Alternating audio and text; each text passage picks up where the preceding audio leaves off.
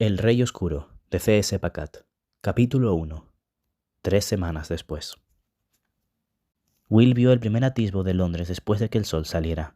La silueta negra azabache del bosque de mástiles en el río contra un cielo apenas en un tono más claro, junto a las grúas elevadoras, los andamios y todos los conductos y chimeneas.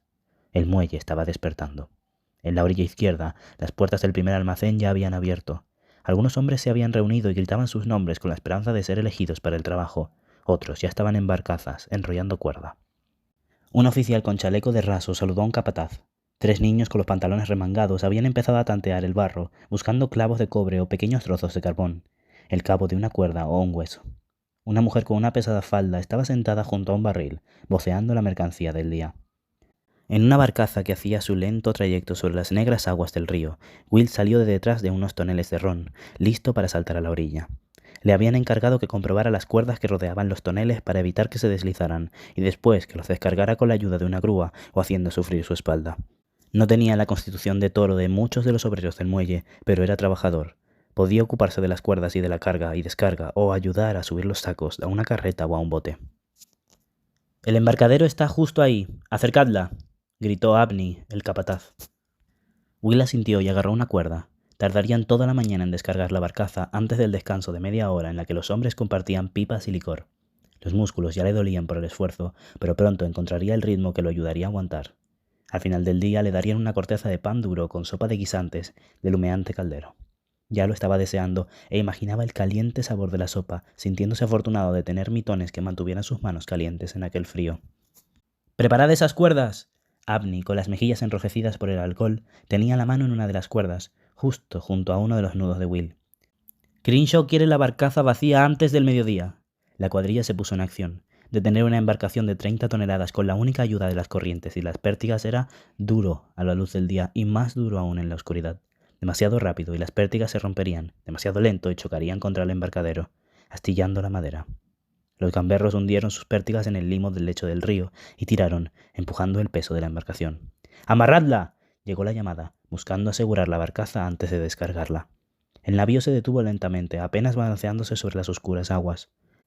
Los gabarreros enfundaron sus pértigas y lanzaron las amarras para atar la barcaza al muelle, tirando de las cuerdas para tensarlas y después anudándolas. Will fue el primero en saltar de la barcaza. Rodeó un volardo con su amarra, ayudando a los que seguían a bordo para acercar la nave al muelle. «Esta noche el capataz beberá con el propietario del barco», dijo George Murphy, un irlandés con un gran bigote que tiraba de una cuerda junto a Will. Aquel era el tema del que hablaban todos los hombres del muelle, trabajo y cómo conseguirlo. «Es probable que nos ofrezca más trabajo cuando éste haya terminado». «La bebida lo hace ganar puntos, pero también perderlos», apuntó Will, y Murphy resopló afable. Will no añadió «casi siempre los pierde». «Estaba pensando en buscarlo después, a ver si consigo que me contrate», continuó Murphy. «Es mejor que quedarse esperando a que te llamen para una jornada», asintió Will. «Incluso podría permitirme un poco de carne los domingos». «Crack». Will giró la cabeza justo a tiempo para ver una cuerda soltándose de su traba y volando por el aire. Había 30 toneladas de mercancía en aquel barco, no solo ron, sino corcho, cebada y pólvora. La cuerda azotó los aros de hierro y se zafó de ellos, rompiendo la lona y haciendo rodar los toneles, justo hacia Murphy. «¡No!». Will se lanzó sobre Murphy apartándolo del camino de la estampida.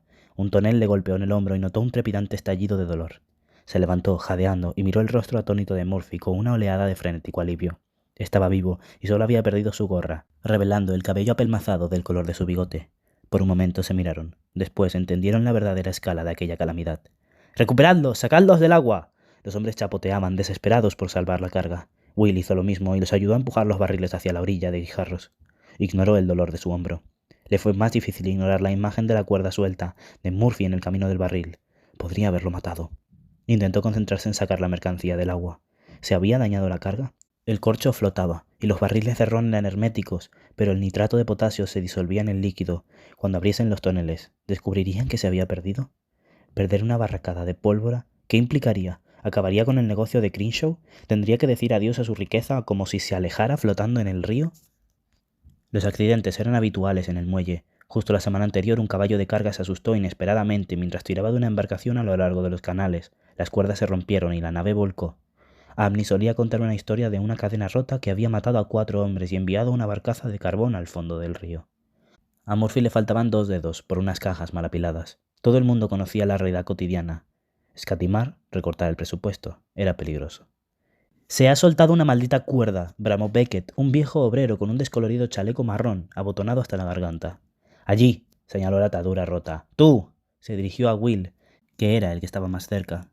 Tráenos más cuerda y una palanca para abrir esos barriles, señaló el almacén con la barbilla. Date prisa, te descontaré el tiempo perdido. Sí, señor Beckett, dijo Will, sabiendo que no debía discutir. A su espalda, Beckett ya estaba ordenando a otros que volvieran al trabajo y dirigiendo el flujo de sacos y cajas alrededor de los toneles mojados a la orilla. Will corrió hacia el almacén.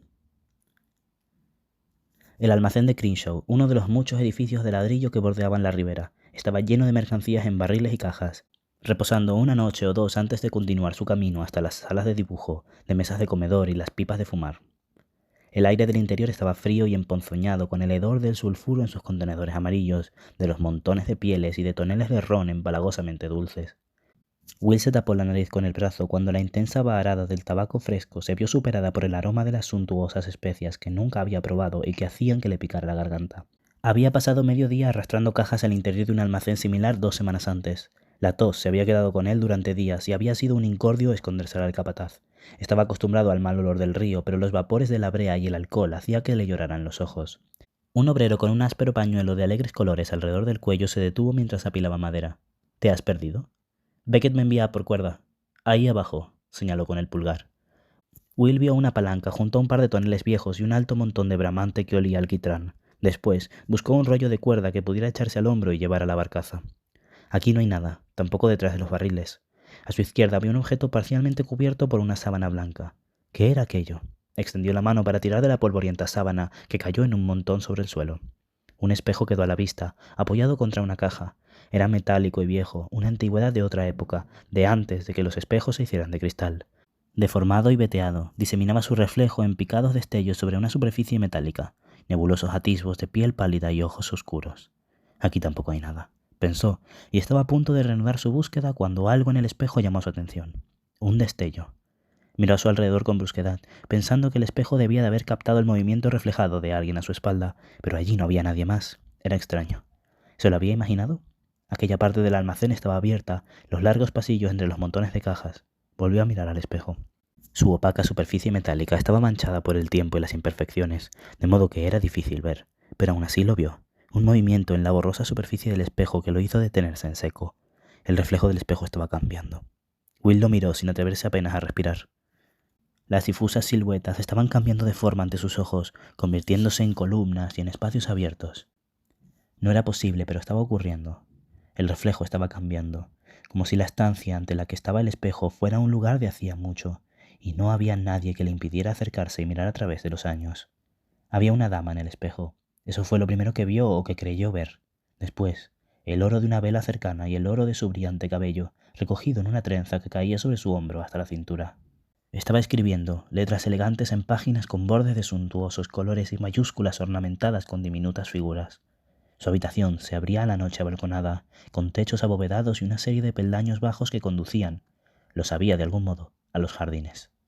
Nunca antes había visto aquella escena, pero en ella había un recuerdo del aroma del verde atardecer y del oscuro movimiento de los árboles.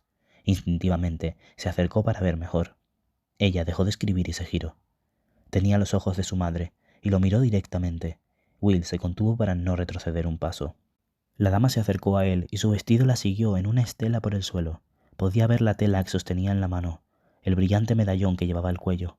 Se acercó tanto que fue como si estuvieran el uno frente al otro. Will tuvo la repentina sensación de que apenas los separaba una distancia de un brazo extendido. Creyó ver su propio rostro reflejado en sus ojos, pequeño como la llama de una vela, un destello gemelo. En lugar de eso, en sus ojos vio el espejo, duplicado, plateado y nuevo. Se le erizó el vello en los brazos. Aquello era tan extraño que se estremeció. ¿El mismo espejo? ¿Ella está mirando este mismo espejo? ¿Quién eres tú?, preguntó una voz.